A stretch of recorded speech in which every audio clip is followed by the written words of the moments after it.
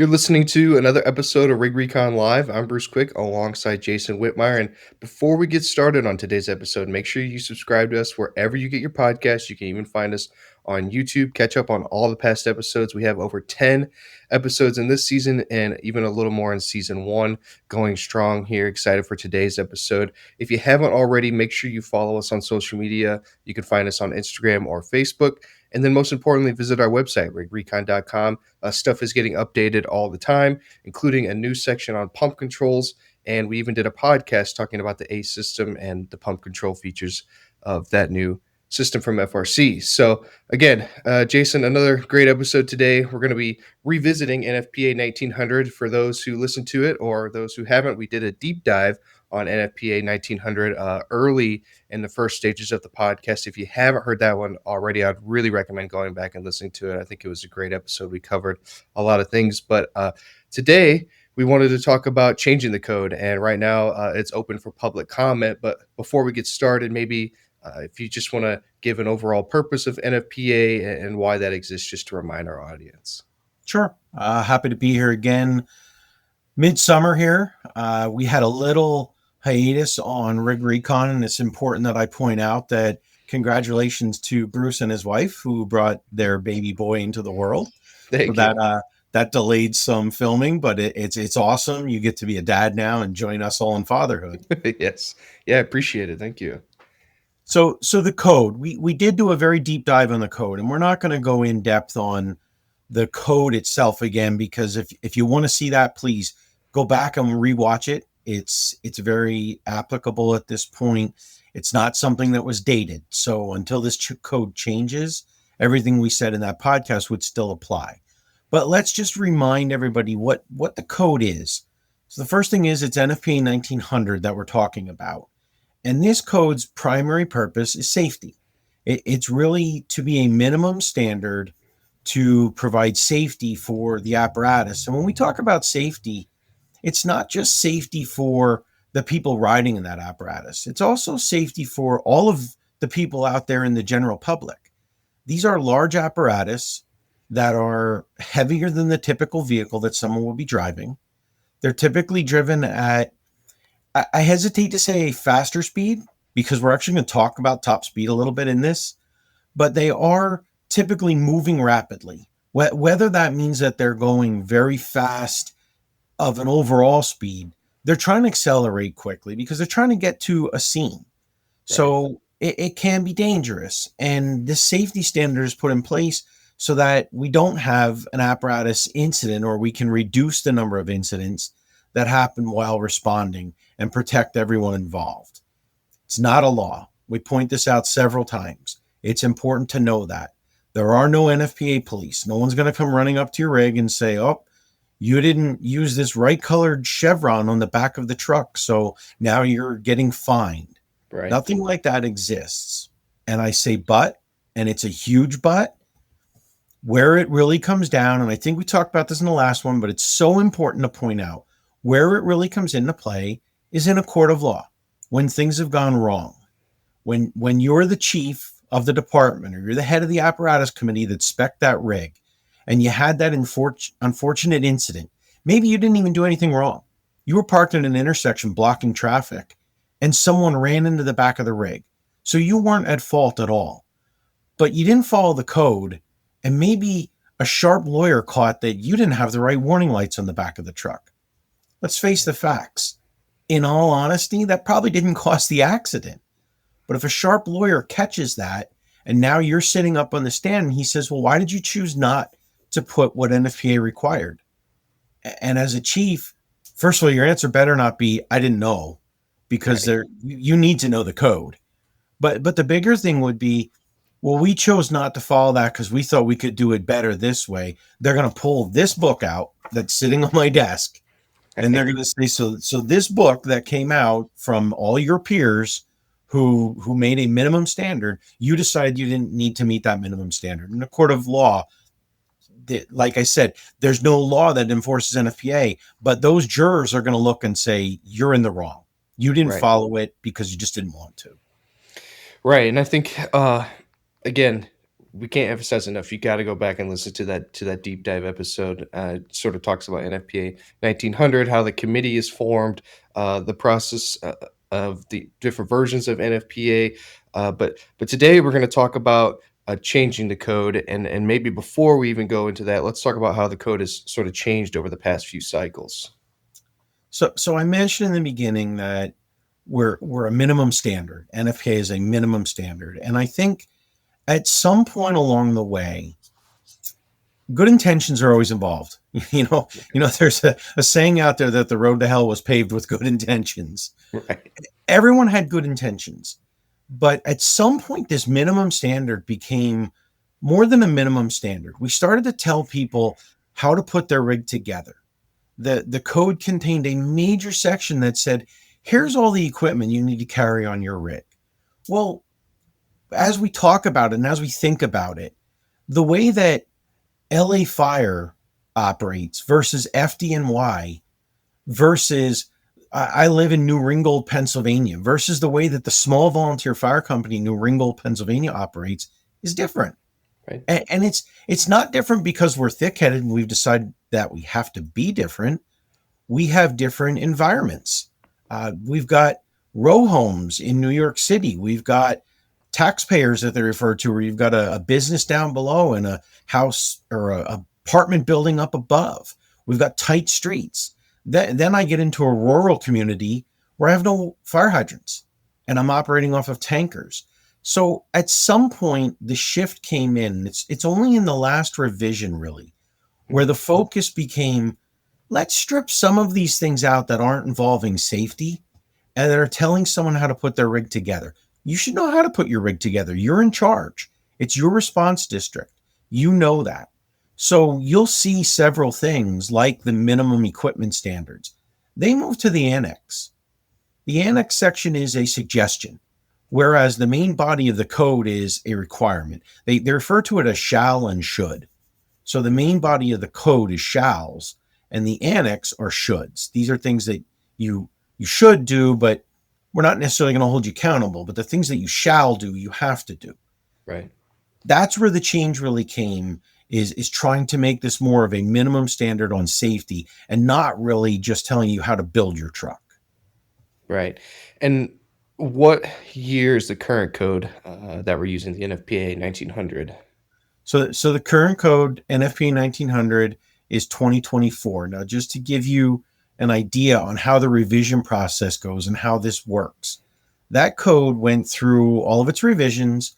It was a huge revision because we combined a bunch of codes. So prior to 2024, NFPA 1900 didn't exist. It was several individual parts. That was officially voted on and adopted in October of 2022. What happened at that point was, prior to 2024 code, there was NFPA 414, which is ARF, which is your aircraft firefighting vehicles. There was NFPA 1901, which was fire apparatus. NFPA 1906 was wildland apparatus. And NFPA 1917 is ambulance. And then to further confuse people, there's a triple K standard for ambulances as well. What happened is NFPA as a group, and I'm not just talking only for fire, but NFPA manages all kinds of things, electrical code, building codes. They looked and said, we've got too many codes. Like, do we really need 4 separate codes that cover emergency vehicles? Combined it all into one. That became NFPA 1900. The reason I point that out is, if you want to look at code history and code changes, don't search NFPA 1900 before 2024, because you're not going to find it. It didn't exist. Right. Search for something like NFPA 1901. If you find the NFPA 1901, I believe the last revision was 2016. There's a little bit of a gap in there before the next revision in 2024. If you find that, you can see, what did we change from 2016 to 2024. Now, the other thing I'll caution you on is the chapters changed. When we combined everything up, it was a major change because the chapters changed. The content really didn't. But Right. If you're searching for history of what's changed over time, you need to be cognizant of that. So let's say I'm looking through the new code and maybe I want to give my input on something or I disagree with something and I maybe have evidence to back it up. How do I go about doing that and adding that as a public comment? So the important thing to note here right up front is anyone can make a public comment. This is open. When we say public, we truly mean public. Junior firefighter can go in and type in, I want all fire trucks to be red. I'm not Right. saying that's going to happen. I'm not saying it's going to get the attention it needs, but anyone can make a comment to the code. You go to nfpa.org. First thing you want to do is you want to search for the 1900 code and then click on the code. When you get to the code, if you scroll down a little bit on the page, you'll see View NFPA 1900 Development Process. When you get to that area, you'll see clicked on the next edition. When you go to the next edition, it starts to talk about here's how the process goes. Here's the dates that are involved. A very important date. It's coming up rapidly. September 4th is when we close public comment on this stage. Once you're in there, you can submit a public comment. It will ask you to log in. It's free. So you can create a free login. Once you're in, now you can see the code and you can go in and edit and make comments. Something that I will make sure everyone understands, every comment that's put in is reviewed.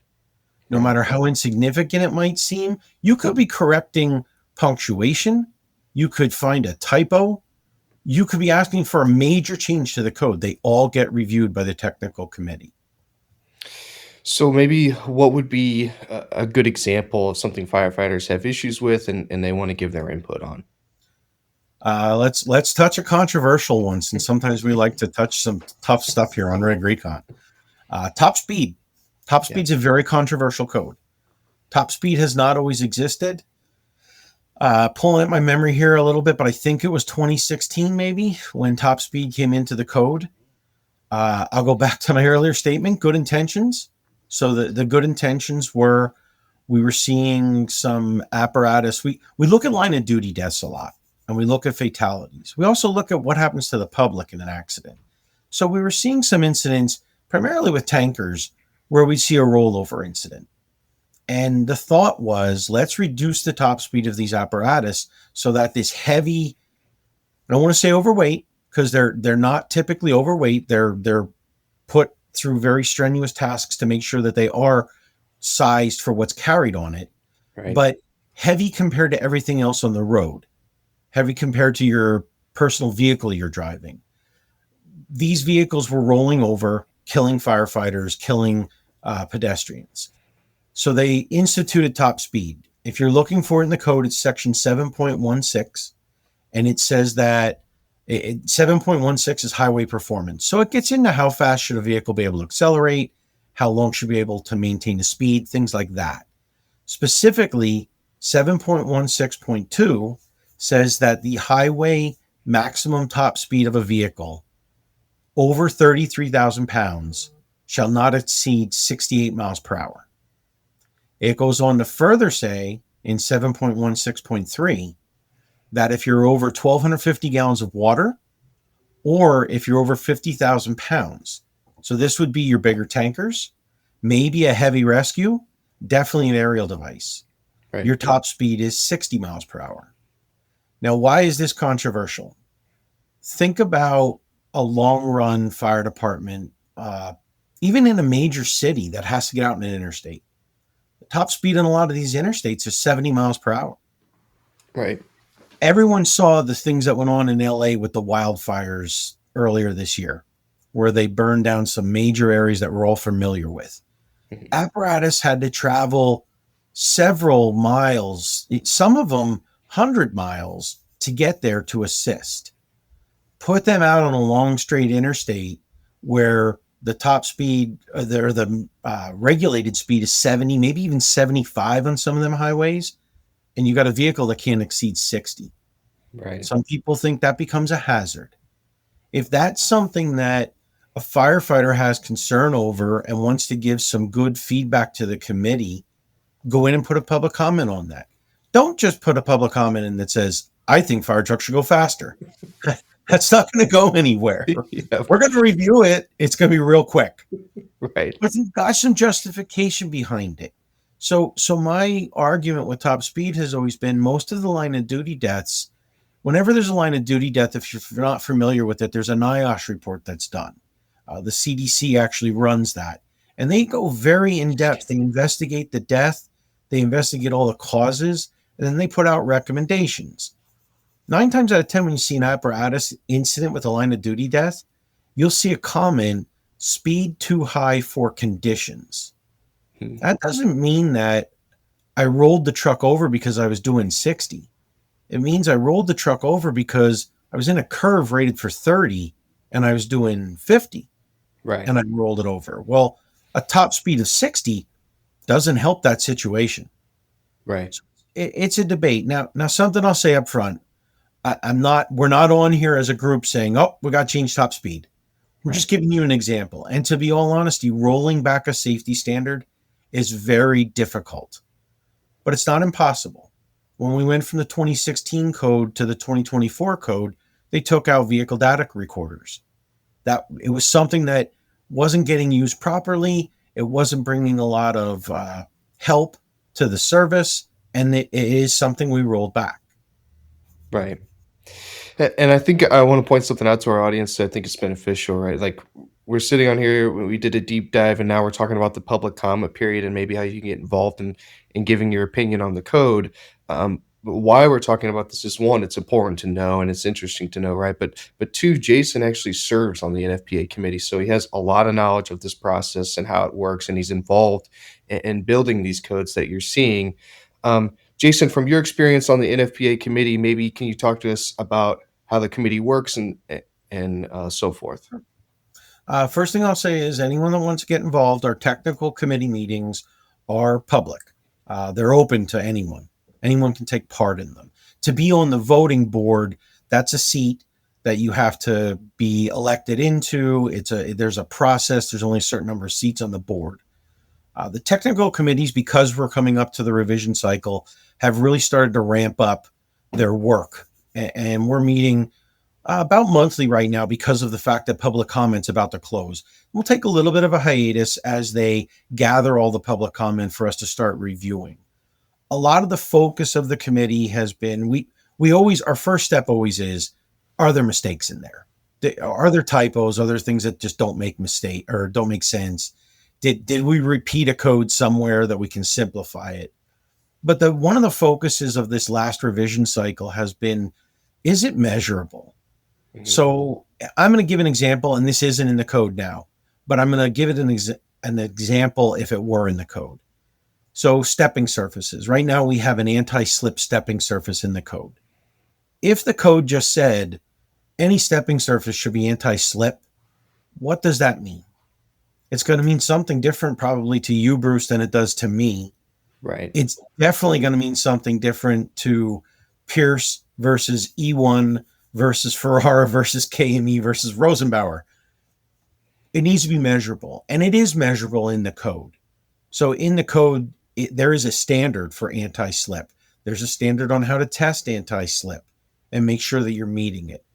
There are other little things in the code where it might say, a good example, one that we reviewed recently was inside of a command cab. Mhm. There should be no sharp surfaces that you could hurt yourself on. What exactly does that mean? Right. I mean, it's kind of obvious that I don't want a sharp surface I'm going to get hurt on, but how am I going to measure that? How am I going to go through and say, yeah, this meets the code? They're the type of things that we're trying to make it simplified and measurable, that someone like a UL inspector could go in and go, yep, you meet the code. I certify that this meets NFPA. Right. And maybe talk to us about the next step. So public comment closes September 4th. What Yep. sort of goes on after that? Public comment closes September 4th. Then there's a period of time where they'll compile all of those public comments, get them into the document so that we have one big document. When I say big document, look at the thickness of that book. It's already a large document, but we don't have to look at numbers and cross-reference. They'll feed it right in. The committee, the technical committee, will then get together and review it. The tech committee will then pass stuff on. If the tech committee feels that a change is necessary, they'll vote on it as a committee. That doesn't mean that it happens. It still has to go to the full board. Later down the road, it will go to the full board for a vote. That's another year or two out because there is a second, depending on how much changed, there's a second round of public review. That Okay. second round of public review isn't a review on the whole code, but it's a review on the comments that were made. So if some good public comment came in on, we already threw top speed under the bus, so let's keep talking about it. Right. Let's say there was a whole bunch of public comment on top speed. Well, now the committee will give their opinion on it, and then that'll go back out for another round of public review. Gotcha. And what is like, maybe this is a bad question, but what is like the notification process for that? So do you just reference the website or? You can always go check the website, but if you've signed up to do a public comment, you're now part of an email list that will go out. So you'll get an update saying, hey, public comment is done. Here's the next steps, that kind of thing. Gotcha. That makes sense. And uh, another controversial one, I think we're hitting it on all cylinders today, but there's been a lot of stuff in the news about the price and lead times of fire apparatus and private equity and whatnot. Do standards like this take any stance or take that into any sort of consideration on that? It can be a loaded question for sure. There definitely is no price that you can put on safety. So that's something that everyone would say up front. However, any change we make, we're cognizant of what's going on out there, and we're not trying to just artificially increase the price of these trucks. Right. The committee itself, it's important to understand the balance of the committee. The apparatus manufacturers do not control NFPA. It's basically a third, and a third. So there's approximately 30 people on the voting board of NFPA. And the way they try and balance it is, and these are rough numbers because there can be more than 30. I think there's 33 on 1900 right now. But the way it works is a third of it are people who build apparatus. So that could be manufacturers or installers. A third of it are people who are using the apparatus. So you're talking fire chiefs. There's always a volunteer fire chief on there. There's always a couple paid fire chiefs on there. And then a third of it are industry experts. So when you talk about industry experts, you're talking about standards organizations, insurance companies, lawyers who have been involved in some of the lawsuits that come out of not meeting the codes, things like that. So there's no one group that's dominating this and saying, let's just make these trucks more expensive. Right. Obviously, changes do come in, and they do at times raise the price of the truck. The VDR is a great example. When the VDR became part of the code, that was controversial because it pushed the price of the truck up. Rough numbers, maybe $2,000. And that's just for the hardware, not the labor to install it. Right. And then in 2024, it got rolled back and it came out of the code. So they are looking at it from both sides. No one sits down at the end and says, oh, this change is too expensive, we shouldn't do it. That certainly does not happen. But I will tell you that when the changes are proposed, the OEMs, FEMA, for example, will get together as a group and say, okay, all these changes that were made, how's this going to impact the price of a truck? How much is it going to raise it? Now, they don't usually talk raw numbers because that's not allowed. It's usually a percentage. So is it going to bump my truck 1%, 2%, 5%? And then when it comes time for that final vote, they'll have that argument a little bit and say, hey, do you realize what you're going to do to the price and the lead time on this truck? Yeah, and I think you great points there. And sort of as we close up the episode, maybe go over some final comments about the code, the process, etc. Again, a key important date is September 4th is when that first round of public comments close. If you want to make one, go to nfpa.org. Yes. The most important thing I could say, if you're in the fire industry, know the code. It's free to read it. It's available on nfpa.org. I will say that if you really want to dig into it, the free version is okay. You can't print it for free. You have to buy the book if you want it printed. And you can't search. So you can't just type in a keyword and search on the free version. NFPA Link is a paid version of it. And big fire departments subscribe to NFPA links so they can go in and search for the exact sections of the code. Your OEM needs, they know the code. It's their job to know the code. So Right. some fire chiefs may be sitting back and going, well, why do I need to know the code? The person building my fire truck should. That's true, but a lot of times you write a spec, and there's times where you write your spec and you write stuff in that goes against the code. Right. A good OEM is going to tell you that and say, Chief, you can't do this. This violates the code. Then you may get into, well, I want to take an exception to that, and there's documents you sign. I'll caution you, it's very difficult to do that. Any good lawyer will say, okay, Chief, you signed off that you didn't want to put this warning light here, but you can't sign away my rights as the pedestrian that you just ran over. Right. So you got to be careful with that type of thing. Right. The other thing I'll say to people is get involved. If you've got an interest in this, this seems like it's something you'd like to do, but if this whole big book scares you, don't be afraid of the whole book. There are the technical committees are broken up, and you'll see it if you go to the NFPA and you go to the code and you go to the website, you can see the individual committees. So there's a pump committee, there's an electrical committee, there's body committees, there's cab committees. Heck, there's a committee just on winches. Right. If you have a passion for a certain little part of it, we're always looking for people. Everyone on NFPA is volunteer. So we're always looking for people to get involved and help out with having some common sense and getting these codes the way they should be. Yeah, thanks, Jason, again for your time today. Another great episode. Again, go to nfpa.org for more information, for access to the code. And that public comment closes on September 4th, at least the first round of that. So make sure you get those in if you have any input.